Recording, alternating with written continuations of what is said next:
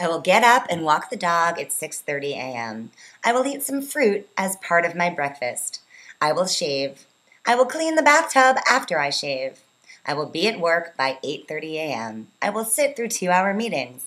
I will say yes when you want me to say yes. I will be quiet when you don't want to hear me say no. I will take your call. I will listen to your opinions of my friends. I will listen to your friends' opinions of my friends. I will be civil to your mother. I will put the seat down. I will separate the recycling. I will carry your lip balm. I'll watch your football with you. I will take my socks off before getting into bed. I will put my underwear in the basket. And because I do this, I will be perfectly comfortable with my own femininity. And there's no reason for you to feel emasculated just because you're being nice, because you're being a decent, thoughtful human being. Come the fuck on.